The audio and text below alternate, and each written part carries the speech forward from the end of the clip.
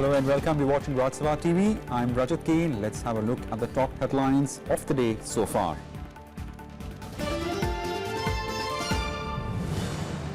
Campaigning ends for the sixth phase of polling in Uttar Pradesh and first phase in Manipur. Votes to be cast for 49 constituencies in Uttar Pradesh and 38 in Manipur on March 4th.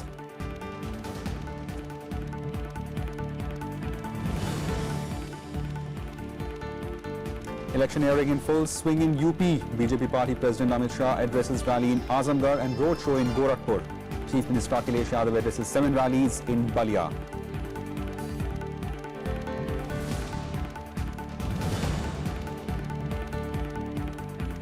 Thousands of Jat community members reach Delhi in protest besides reservation in education in government jobs. Protesters demand release of those jailed during last year's stir.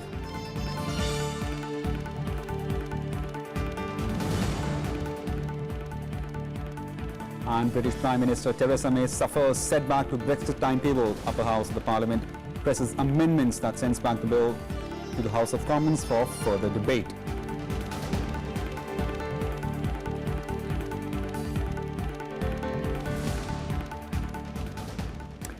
Let's now get you the latest from the ongoing Assembly elections in Verdict 2017.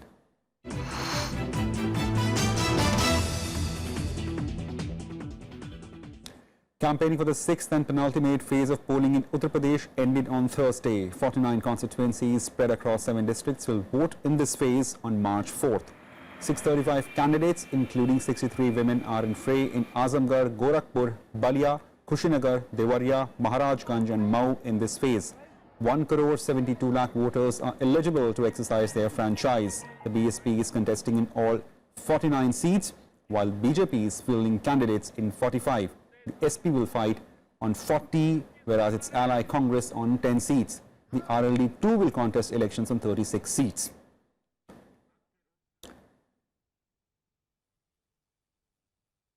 The campaigning also ended in Manipur for the first phase of elections for the 38th Assembly constituency that will see voting on March 4th.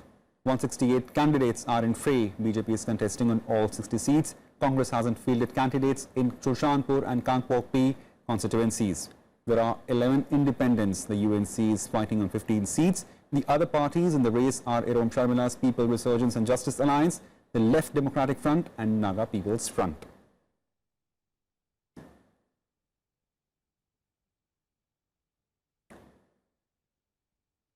The BJP on Thursday wrote to the Election Commission demanding deployment of women police officials at booth during the 6th and the 7th phase polling in UP to check the voter IDs of burqa-clad women. The demand was made in order to avoid bogus voting. The party has asked for the deployment of paramilitary forces at polling booth in sensitive areas of the remaining 2 phases. 6th and 7th phase polling will be held on March 4th and March 8th.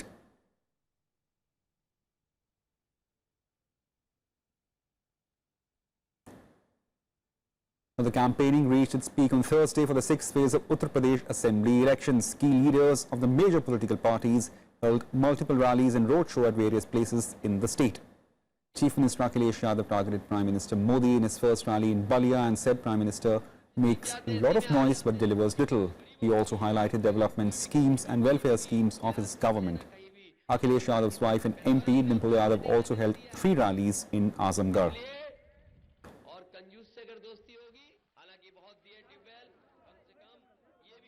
SP's alliance partner and Congress Vice President Rahul Gandhi also attacked Prime Minister Modi over the issue of unemployment at the rally in Maharajganj. Rahul further blamed Modi for allegedly making false promises to the people of the country.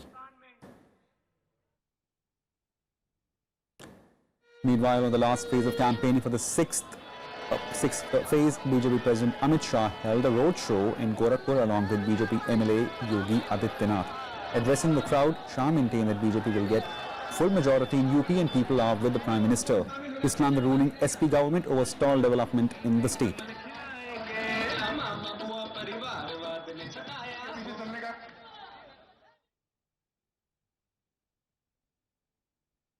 Now, many political heavyweights today campaigned for the 7th phase of the elections in Uttar Pradesh. Congress Vice President Rahul Gandhi addressed public rally in Prime Minister Modi's constituency Banaras and attacked Prime Minister for supporting corporate companies instead of working for the welfare of the poor. while BSP chief Mayawati addressed rallies in Bhadohi and Chandauli constituencies. Attacking the ruling BJP, Mayawati said the Prime Minister is imagining his party's victory in the state. Lashing out at ruling Samajwadi Party, Mayawati claimed that most of the welfare schemes which the state government claims to have started were initiated by her party. Elections for the 7th and final phase are scheduled for March 8th, in which 40 constituencies of eastern UP will go to polls. Important districts in this phase are Jaunpur, Varanasi, Ghazipur and Mirzapur. In 2012 assembly elections, the SP had won 23, the BSP 5, while 4 went to the BJP and 3 were won by the Congress party in this phase.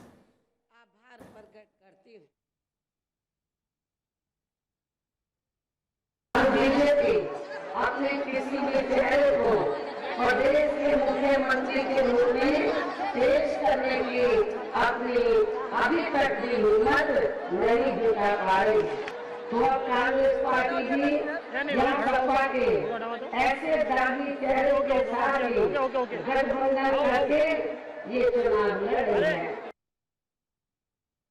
50 सबसे अमीर परिवारों को नरेंद्र मोदी जी ने 1,40,000 करोड़ रुपया कर्जा माफ करके दिया है। यूपी के किसानों को क्या दिया? जो यहां बनारसी साड़ी बनाते हैं उनको क्या दिया? लखनऊ में जो आम उगाता है उसको क्या दिया? मुरादाबाद में जो बांसमेर का काम करता है उसको क्या दिया? सिर्फ खोखले शब्द, लंबे लंबे भाषण। Azamgarh that votes in the 6th phase on Saturday is important for the ruling Samajwadi Party, having won 9 of the 10 assembly seats from these districts in 2012 and sending Mulayam Singh Yadav to Lok Sabha in the general elections of 2014. The party would like to hold on to its bastion. The region has Muslim Yadav caste matrix that SP is banking on to meet challenge from the BJP and the BSP in a triangular contest. Uttar Pradesh Chief Minister Akhilesh Yadav is leaving no stone unturned to retain Samajwadi Party bastion Azamgarh. With his father and local MP Mulayam Singh Yadav largely absent on the campaign trail here, Akhilesh has made sure that he is seen plenty in the district. The Chief Minister has held 7 public meetings in Azamgarh with promises to build schools, hospitals and bridges, even as his father barely campaigns outside of Saifai. However, what could work in Akhilesh's favour this time is that the SP voter now accepts him as the future of the party. Its Yadav vote bank too seems intact. तमाम अस्पताल बना दिया, दवाई गरीबों के, खाद पानी सब ले आया है, सब दिया है साहब, और रोड बना दिया, जहाँ तनी भासी है, काम बहुत किया है। अरे वो निकाल दिया, बात तो अपने में झगड़ा है, आपस का झगड़ा है, लेकिन अखिलेश पर हम लोग हैं, मुलायम पर हैं। अगर हम विकास करे हैं, अच्छा विकास के लिए दे रहा हूँ, जो विकास करेगा वही की मिलेगा। उन्हीं की चलाई हुई ये 108 वाली योजना है, रोड है, समाजवादी पेंशन योजना है, तमाम तरह की सुविधा है। अरे नहीं, काम के लिए काम भी कर रहे हैं, ऐसी बात थोड़ी नहीं, काम भी कर रहे हैं, हाँ, यादव भी हैं। The BJP, on the other hand, has made its presence felt in the region with party bigwigs addressing several rallies in the district. They are trying to consolidate the non-Yadav backward vote. वजह यह है कि विकास करने का लक्ष्य उन्हीं का है, मोदी जी का। अखिलेश यादव ने ना अखिलेश यादव ने खाली सिर्फ गुंडागर्दी, राह चलते में कहीं मतलब कोई बहन बेटी अपनी सुरक्षित नहीं है, स्कूल जाते हैं तो बहन बेटी को लोग छेड़ना और उल्टा सीधा गुंडागर्दी करते हैं। एक सोच है, भारतीय जनता पार्टी एक सोच है, उसकी तरफ में हूँ। और आप बताइए? मेरे भी बीजेपी। कोई खास वजह? सोच बदले, विकास बदले। ये देश के लिए चोरों से बचाना चाहिए, ये जो भ्रष्टाचार मचा रखे हैं, ये देश को बचाना है, इनको इसलिए बीजेपी नरेंद्र मोदी को लाना है। But Mayawati's BSP could turn the tables on both Samajwadi Party and the BJP. They have a healthy mix of Muslim and upper caste candidates in the fray, and the Dalit voter is holding its cards close. हम लोग अनुसूचित जात में आते हैं। हाँ हाँ, तो अनुसूचित जाति की नेता बहन जी ही हैं। जी, तो आप उन्हीं को वोट देते हैं हमेशा? जी, और इस बार भी देंगे? जी। परिवार के लोग अब हम कैसे बताएं, अभी हमको नहीं पता। भाजपा को दे रहे हैं, इतनी तो बात होती है घर में। अब हमको कैसे पता, अब जिसका जहाँ मन करेगा वहीं देगा। ये भैया अब वहाँ जात जात जहाँ वोट पड़ी, अब जेकर भाग चढ़चढ़ाई वही के दई जाए।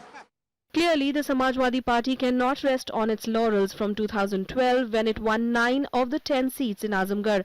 This time around, they have both the BSP and the BJP to contend with. Traditional vote bank of Samajwadi Party seems to be intact in district of Azamgarh, but BSP and BJP have also worked on social equations, and if it's a triangular fight in this district, things will not be very easy for Samajwadi Party. With cameraman Anirban, this is Shyam Sundar, Rajya Sabha TV, Azamgarh. Manipur is a multiple issue elections and host of insurgent organizations are also pose threat in the conducting peaceful elections. Rajya Sabha TV correspondent Akhilesh Suman talked exclusively to Chief Electoral Officer Vivek Kumar Devangan whether it will be possible for him to hold free and fair elections this time. Election machine is fully geared up to hold a transparent, free, fair and peaceful election in Manipur. Phase 1 election will be covering Imphal East, Imphal West, district out of 2,794 polling stations in Manipur. First phase 1 will be covering 1,643 polling stations. So there must be some vulnerable and some critical polling booths because Manipur is prone to some insurgency and violent activities. So what is the situation of those booths? As per the guideline of Election Commission of India, we have carried out extensive vulnerability mapping exercise, and after this exercise, out of 2,794 polling stations, 837 polling stations have been identified as stations and 529 polling stations have been identified as vulnerable polling station location. All these critical polling stations will be covered by the macro observers. We are making special security arrangement at these critical and vulnerable polling stations. For the first time in Manipur, we are covering all 2,794 polling stations by web streaming. Wherever we have 3G internet connectivity available, reliable connectivity is there, we'll be doing real-time web streaming, what is happening inside the polling station. Wherever 3G internet connectivity is not there, we'll be covering offline recording, so that if anything goes on within the polling station, we'll be able to capture it, and if in case repoll required, we'll not hesitate to order repoll. Okay. So there are so many issues in Manipur. So in that case, violence also is prone to violence. So what is the major security arrangement for this phase? Full Election Commission has been in continuously in touch with us.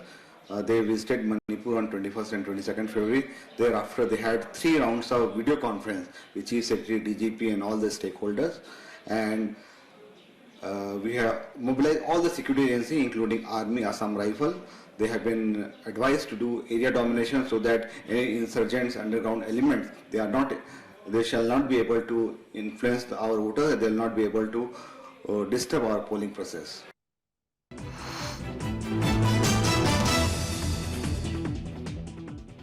Time for a very short break. More news on the other side.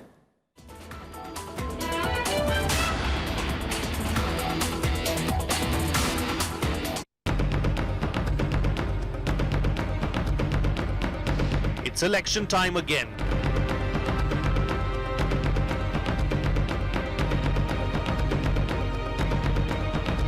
Voters in 5 states gear up to cast their votes. Catch all the action in Verdict 2017, Monday to Friday on Rajya Sabha television.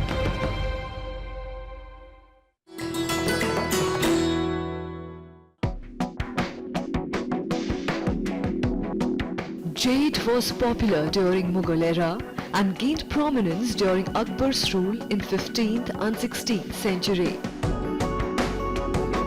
It came all the way from Iran and Central Asia in attractive colors. The royalty had a unique use for it. Since jade changed color when it came in contact with arsenic, they started utensils like plates, jars, bowls and even hookah with it, and thereby avoided getting poisoned by rivals.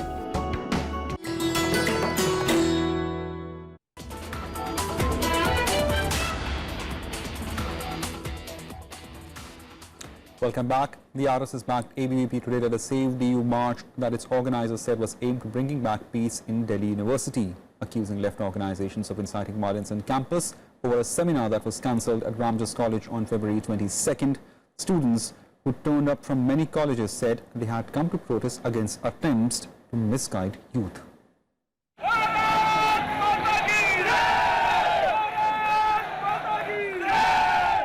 2 days since Tuesday's Save DU demonstration led by left organization ISA on North Campus, a counter-march by the members of the Akhil Bharatiya Vidyarthi Parishad and the Delhi University Students' Union. Holding up posters denouncing Marxism and Naxalism, the students shouted slogans in defense of nationalism.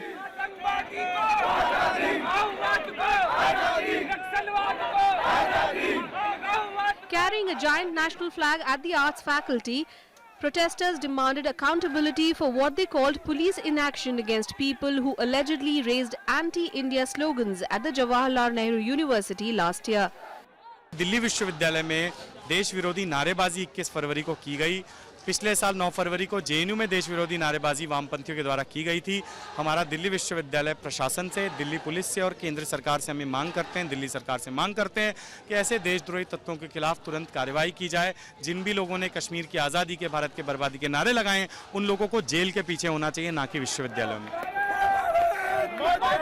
Students said they were protesting against outsiders who were coming to the university for political ends and spreading misinformation. ABVP members also said their organization was being wrongly framed for the violence at Rajya College. Others spoke for the need to uphold nationalism. अगर राष्ट्रवाद पे विवाद होगा तो निश्चित रूप से उस बहस में हम लोग हिस्सा लेंगे और इसका कारण बड़ा स्पष्ट है कि भारतीय जनता पार्टी की इस देश के प्रति और लगाव के प्रति जो मूल विचारधारा है उसमें कोई देश को तोड़ने की बात करता है तो निश्चित रूप से हमारी पार्टी का जो रवैया है हम लोग उसको आगे रखेंगे। कोर्ट के सामने ये साबित हो चुका है कि जो वीडियोस जो दिखा रहे वो सब वीडियोस जो है डॉक्टर्ड है। तो क्या क्या बातें कर रहे हैं? वो कौन होते हैं? अपने आप को अपॉइंट कर ले कि भाई हम तय करेंगे कौन है देशभक्त, कौन है देशद्रोही। आपकी बात से सहमत नहीं होने वालों की मार पिटाई की जाती है, ये देश हित के खिलाफ है, ये नहीं होना चाहिए। अपनी बातें कहने का जनता फैसला करेगी कि आप सही कह रहे हैं या गलत कह रहे हैं। In Haryana, Minister Anil Vij said those supporting Delhi University Gurmeher Kaur's views were pro-Pakistan, triggering an uproar in the state assembly. ये जो कौर लड़की है, उसके पिताजी कारगिल युद्ध में शहीद हुए थे, कैप्टन थे। विद्यार्थी परिषद वाला सब गंदा गंदा वायरल करके उस लड़की को टॉर्चर कर रहा है। इसको संभल के व्यवहार करे, नहीं तो ठीक बात नहीं है देश के लिए। The Save DU march of ABVP that started from the arts faculty and passing through many North Campus colleges finally culminated at the Swami Vivekanand statue. With inputs from Anu Diwan, Bureau Report for Rajya Sabha TV. The agitating Jat from Haryana brought the protest to national capital on Thursday. The protesters planned to submit a memorandum on the quota issue to the president and also plan to gherav the parliament. Jat leaders also claim that protesters in Haryana have started non-cooperation with the government and will not pay electricity and water bills or pay installment of government loans. The Jat agitation for quota in jobs and education reached Delhi on Thursday, with thousands from the community descending at Jantar Mantar to extend support to the movement in Haryana.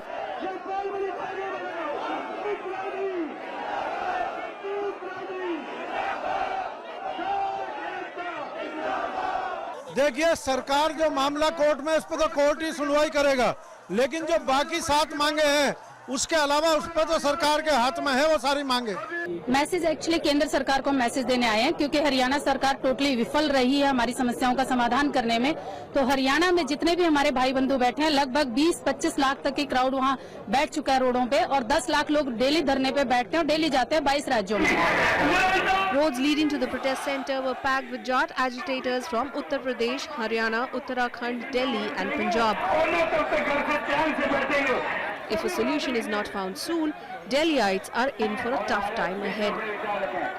आज अपनी मांगों से अवगत कराएंगे, संसद मार्च करेंगे और जरूरत पड़ी तो गिरफ्तारियां देंगे और इसके बाद हम लोग आज दिल्ली कूच की तारीखों का ऐलान करेंगे जिसमें 13 राज्यों के 50 लाख से ज्यादा जाट अपने ट्रैक्टर ट्रॉलियों के साथ शामिल होंगे और उसके बाद एक ऐतिहासिक मूवमेंट वो होगा और वो तब तक चलेगा जब तक मांगे नहीं मानी जाएगी. Students of Delhi University belonging to the community also took out a protest rally from Mukherjee Nagar in North Delhi, supporting the agitation.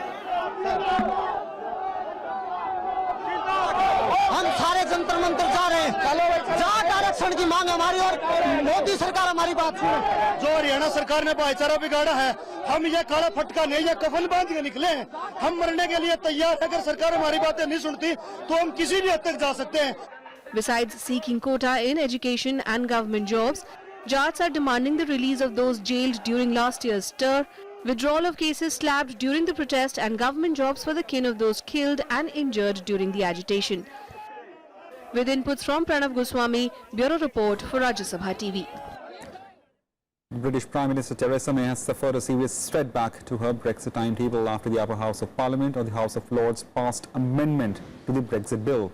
The House of Lords amendment insists on guaranteeing the rights of European Union nationals currently living in the United Kingdom. The peers voted 358 votes to 256 in the favour of the amendment, which means the Brexit bill will now return to the House of Commons for further debate. This will delay the passing of bill and puts in doubt the end of March timetable flagged by the British Prime Minister May to trigger Article 50 of the Lisbon Treaty and formally begin the separations from the European Union. The vote is the first parliamentary defeat for the government's Brexit bill. May's Conservatives do not have a majority in the upper house chamber. They did feel strongly about it, but I still think they're wrong. I don't think you can separate the matter of EU nationals in this country from the situation of British citizens abroad, and we have a duty of care for them as well. And I think they ought to be considered together. I think by passing, if this became effective, I don't think it will, it would actually have the effect of leaving British citizens abroad stranded and neglected. Let's have what else is making news across the world in Global Buzz.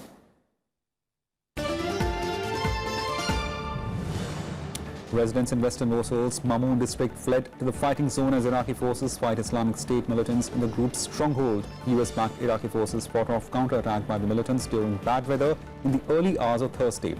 Civilians fleeing the fighting will be housed in 2 camps set up by the Iraq government to serve as temporary shelters.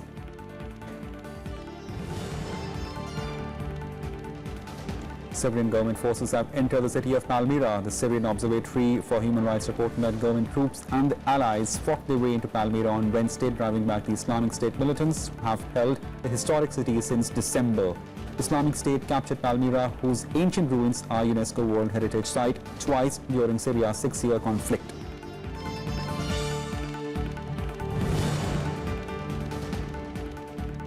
North Korea has condemned a joint military drill between the South Korea and United States and warned of retaliation. South Korea and US troops began an annual large-scale joint military exercise on Wednesday to test their defense readiness against threat from the North Korea. South Korea said joint drills are an annual and defensive exercise and military will sternly retaliate against the North if provoked.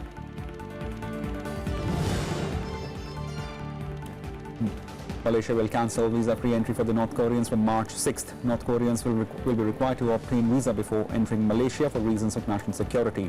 The decision comes following murder of Kim Jong-nam, the estranged brother of North Korean leader Kim Jong-un in Kuala Lumpur. Malaysia is one of the few countries that North Koreans could visit without a visa. Under reciprocal agreement, Malaysians are among few foreigners granted visa-free entry to the secretive nuclear-armed state.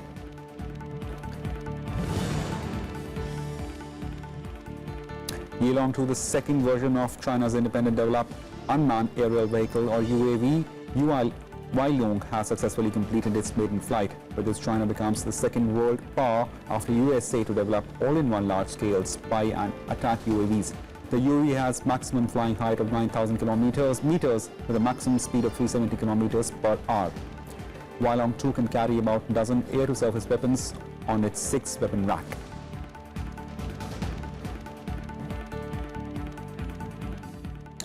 time for sports news in Sports Wrap.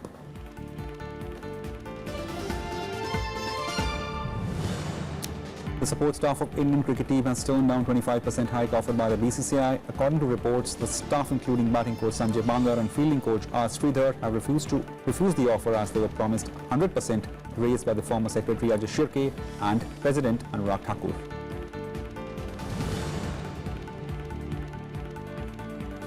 Rohan Bapana and doubles partner Marcin Matkovi have reached double semi-finals of the Dubai Duty Free Tennis Championship. The unseeded Indo-Polish pair knocked out Romania's Florin Mergia and Serbia's Vitor Troicki 3-6, 3-6-4 in the quarterfinals. Reigning Australian Open champion Roger Federer has crashed out of Dubai Duty Free Championship.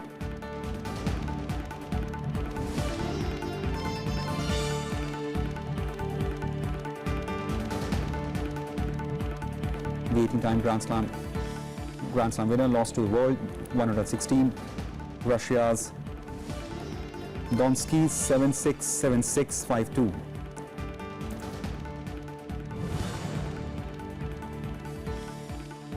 Luis Enrique will step.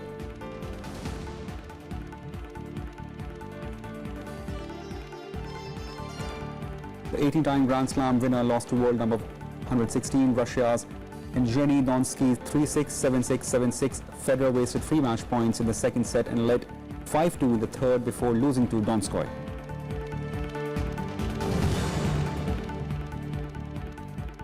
Luis Enrique will step down as Barcelona manager at the end of season when his contract expires. Enrique made the announcement on Wednesday after his team beat Sporting Lyon 6-1. Luis Enrique won 8 titles with Barcelona since he took over in 2014 and still has chance to win 3 more before leaving. That's it for now. Keep watching Rajya Sabha TV for more.